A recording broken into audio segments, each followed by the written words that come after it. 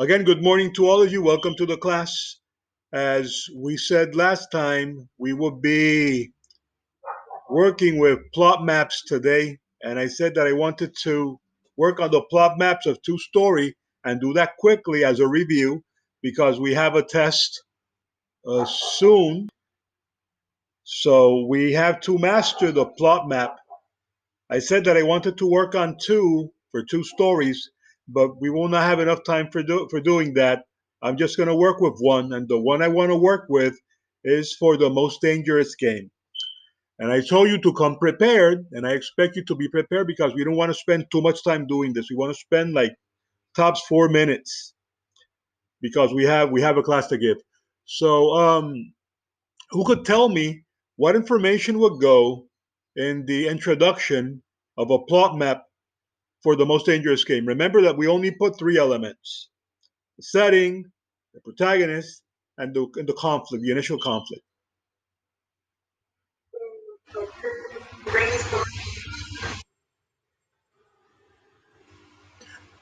That did you include the setting there?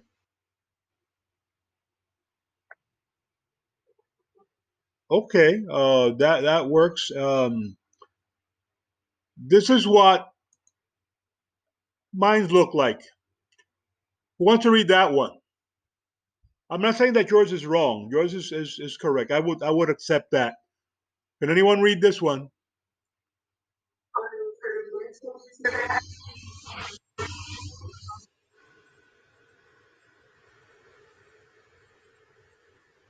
Yeah, the only wrong thing here is that I'm looking at now is that I didn't put a comma after Hunter.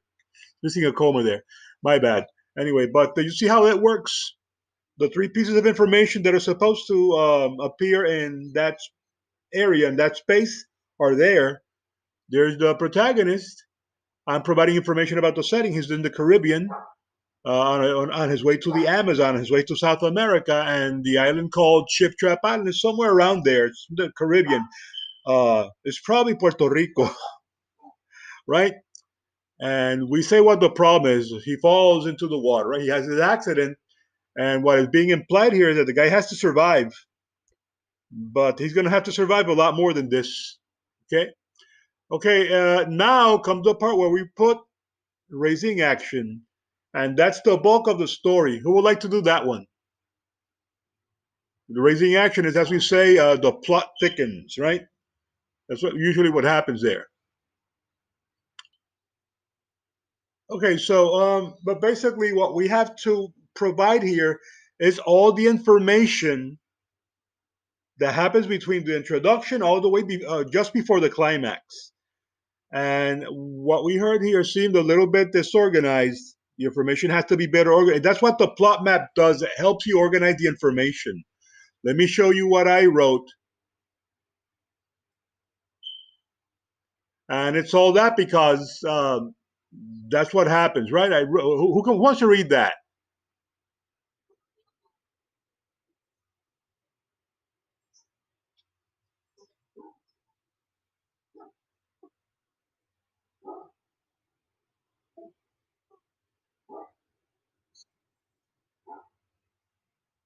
Cornered.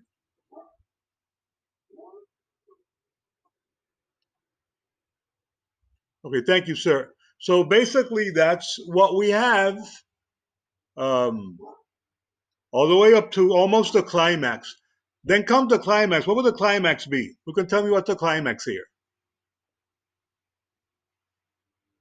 Well, he's typing it because this is taking a while. Let me show you guys. Uh, After that, Zaroff returns home and he is ambushed by Rainsford. Now, Rainsford has an exchange of words with him, but basically he's ambushed. And as you notice, I stated it in a sentence. Okay, basically, all right. Okay. There's a challenge and all that, but basically he's being ambushed. And after that, we have an announcement where the story that ends that night, Rainsford said that he never had a better sleep than in Zaron's bed. That's the best sleep he's had in a while. While we did not exactly see it, we can safely presume that in the fight Rainsford killed him because Zaroff is not around. And that is what your plot map was supposed to look like. Imagine if I give you this one in a test. This is not the one I'm giving you in a test, but it has to be very well organized the way you see this one. That's what the plot map does. It helps you organize the structure of the story. And basically, we said the story in less words, very few words. So let's move on to the next presentation. Excuse me while I exchange presentations here. And you guys are awfully quiet. Okay, the story that we have for today is titled Harrison Bergeron. And Harrison Bergeron is one of my favorite stories in this book, in your textbook, and this anthology, because I think it deals with many issues that are important for us today. This story begins in the year 2081. So I'm already letting you know that the story could be what genre. You can tell me. Yeah, I would assume it's science fiction, of course. And there was a question you were supposed to answer, which is why do people sometimes seek to escape the rules of society? I wanted you to meditate on that question. You know that people like to break rules, basically, is what the question is positing here. Uh, would it be justified? Would it be unjustified? Because rules are there for reasons, and rules are not supposed to be broken. But sometimes we have rules that are unfair in society, and uh, they're not unfair because you say they're unfair, because they really are unfair. So you know that in your house you have rules. I'm assuming that your parent put rules, uh, and some of you like to break them. Have you ever asked yourself why? And if that is okay, if that is correct, is there ever a moment when it's okay to break rules? So you're saying that rules are put there to keep people from doing things they could naturally do? A lot of things that come naturally to us are not good, Mr. Alfaro. So many bad things that we do come naturally to us, very naturally. We lie very naturally. We steal very naturally. We cheat very naturally. And are these things we should be allowed to do? So there's a reason why we have rules. And rules might seem uncomfortable sometimes. I mean, someone who's on a diet, for example, and their life depends on that diet, they're going to be uncomfortable, but I suppose they'll be more uncomfortable if they're dead. You see what I'm saying here? So, rules should not be broken unless these rules are evil. Because some rules are evil, some rules are bad, some rules are made by powerful people to make to control those that are weaker. Their individualism because they don't like the rule, because it goes against what they like. Could it be that this person has anarchic tendency because there's some people that just can't follow rules? They want to do their own thing and they will not follow rules. That's anarchy. That's chaotic. And there are people that want to break these rules out of fear because they fear these rules. They feel that these rules are damaging them or going to damage them. Like, for example, you have people that not only want to escape the rules of society, they want to escape the society. Like you have these Cubanos, people from Cuba escaping from Cuba. You have people escaping from North Korea because they have rules there that they understand are inhumane, that are evil, and they cannot stand living in that kind of society. So they escape. So there are many reasons why people might want to escape the rules of society. Some will be just, some will be unjust. Most people that break the rules of society, you know where they end up, right? In jail. But we're going to be exploring that issue and many other issues in Harrison Bird. The topic of equality, for example, is fundamental in this short story, and equality is something that we hear a lot of talking about in the media. Equality. We have organizations like Black Lives Matter today. We have people fighting for gay rights. We have people fighting for or promoting certain issues. Um, and in our time, the struggle for equality is connected to other controversial issues such as political correctness. That's something you probably heard about. Something called affirmative action, and the famous social justice movement that we see going on today. What are they, and how do they relate to the struggle for reality? Or I'm sorry, for in the struggle for equality, is something that you should inform yourself about.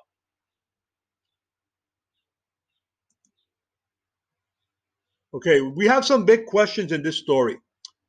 In our modern society, the struggle to achieve equality is one of the most important ones. And in Harrison Bergeron, the author, Kurt Vonnegut, makes us question number one, what does equality really mean? Can we truly be equal? What is the cost of equality? Is diversity the enemy of equality? I would like to hear your answer to these questions. Look at the first one. What does it mean to be equal? You guys talk about equality a lot. What does it mean to be equal?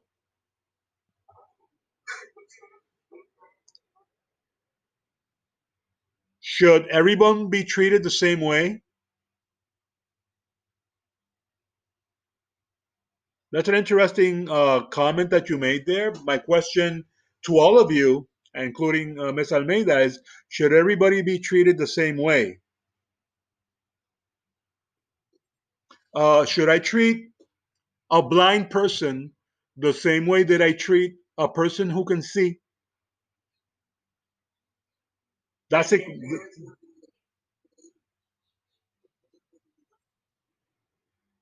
No, we're talking about equality, right? And Miss Almeida made the comment. She said everyone should be equality is that everybody should be treated equally, the same way.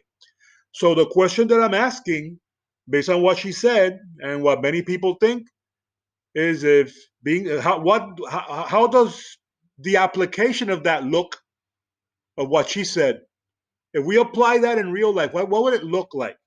And my question is, if you can, should we treat a blind person the same way that we treat people that are not blind?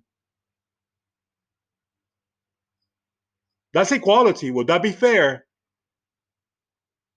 Would that be okay to do that? Or what about people, disabled parkings? You know, we have parkings for people that are disabled. Should we get rid of that?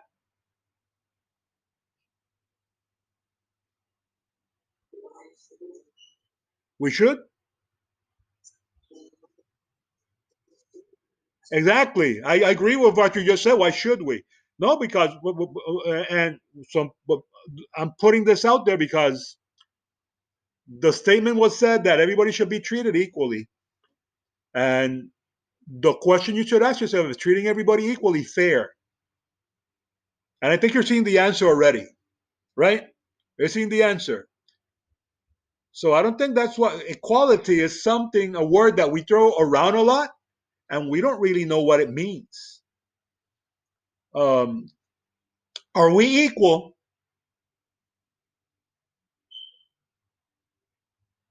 Are we all equal?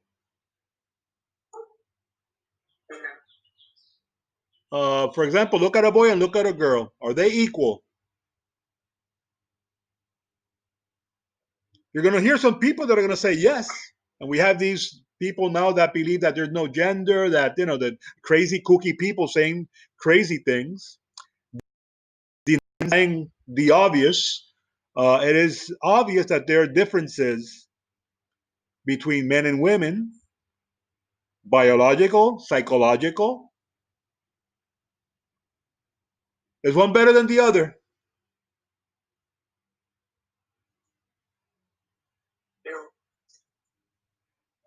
Is it possible for men and women to be equal in some way? I already said they're not. And they will never be in spite of these things that I just mentioned, in spite of their biology and their psychology. Is there a way that men and women can be equal? or are equal?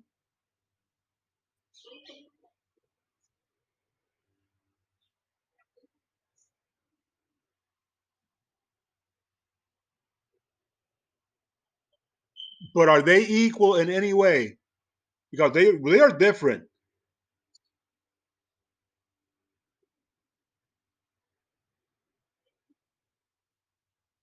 Am I confusing you guys? Because we're talking about this, and I want to clarify. I think that this story is going to clarify a lot of things for you because you hear a lot of things about equality. We throw a lot of words around, but we don't stop to think about these things. Um, in spite of our differences, and they are profound and they are real, there's a way in which we are equal because men and women are both human beings and they have a basic human dignity. They're both made in the image of God. They both carry the image of God. And that basic dignity that human beings have invites us to treat them the same way in the eyes of the law and the way they can live their lives. So when we talk about equality, we're not saying that men and women should always be treated equal, but that they should be given equal opportunities to succeed in life in spite of their difference and because of their differences. That's why we have something. That's why we have handicap spaces, handicap parkings to level the playing field. There are people that have disabilities; they cannot, they don't have the same mobility that people without disabilities have, and we level the playing field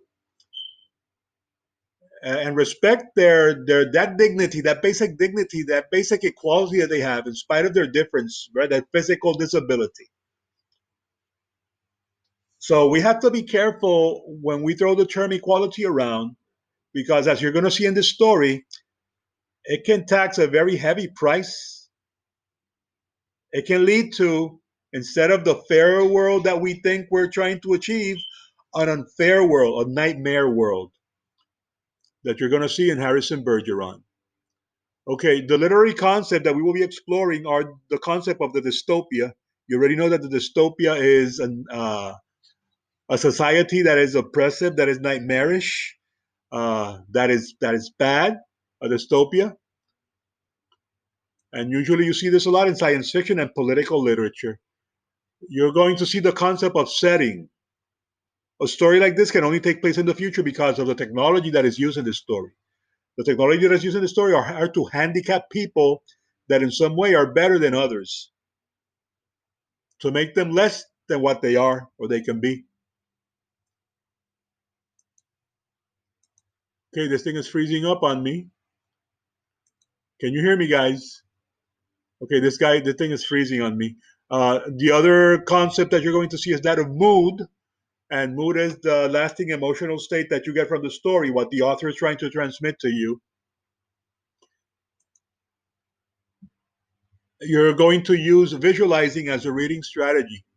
Uh, there's a lot of sensory detail that is provided here, and sensory detail helps us immerse ourselves in the story through the use of our senses. So you need to visualize. You're going to be using a chart like this one. You have an example there of what you're supposed to write. I would like for you to at least visualize three passages of the story as you read it. This process takes place in the mind, but you're going to write it on a piece of paper. The vocabulary that we have here has words that you're going to use in sentences. Okay? The words are vigilance, hindrances, coward, and synchronizing. And these four words will be used in sentences, as I said. Before you read, you need to ask yourself these questions. Before you read, while you read, and after you read. What is equality? Should equality be pursued? Does equality bring fairness and justice? How were the citizens in this story faring under the government's equality laws? Were they happier? Was life better under these laws or no?